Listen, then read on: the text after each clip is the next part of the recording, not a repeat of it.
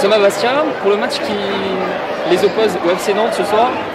C'est aussi le dernier match de Michael Landreau avec Bastia et c'est un des gardiens sélectionnés pour l'équipe de France pour la prochaine Coupe du Monde 2014. Hier se jouait la dernière journée du championnat de France de première division. Un match a retenu notre attention, le match de l'Olympique de Marseille qui affrontait Guingamp à domicile et le portier de l'Olympique de Marseille, Sèvres Mandanda, qui s'est gravement blessé au cervical lors d'un choc avec l'attaquant de Guingamp, Yatabaré. Malheureusement, le portier marseillais sera absent 3 semaines juste pour l'immobilisation, plus 3 semaines supplémentaires pour la rééducation, ce qui fait qu'il devra être absent pour tout le début du mondial. Et il a annoncé aujourd'hui sur Twitter qu'il devrait être complètement forfait pour la compétition.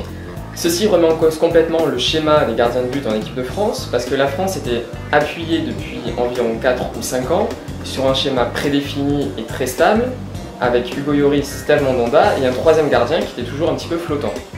Stéphane Ruffier a été appelé en renfort, reste à savoir quelle position il va occuper dans cette hiérarchie. Est-ce qu'il va être deuxième gardien devant Michael Landreau, ce qui est probable, ou est-ce qu'il va arriver en troisième gardien et Michael Landreau, qui ne devait pas avoir de rôle sportif à jouer dans la compétition, passerait alors numéro 2.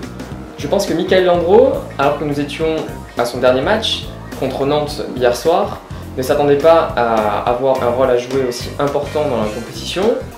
Sportivement, on ne sait pas s'il va être complètement prêt pour la compétition et surtout s'il va être vraiment décisif pour l'équipe de France s'il venait à remplacer Hugo Lloris. Stéphane Ruffier, qui sort d'une saison pleine avec Saint-Etienne, pourrait vraiment jouer ce rôle. Il a été beaucoup plus décisif et surtout il comble un grand défaut des gardiens de l'équipe de France. On n'a pas vraiment de gardien très performant dans le jeu aérien.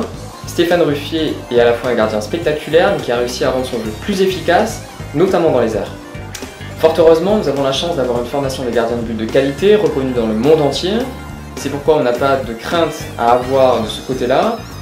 Il y aura toujours une équipe derrière qui sera capable de jouer avec n'importe quel portier de qualité dans les cages que nous pourrions aligner.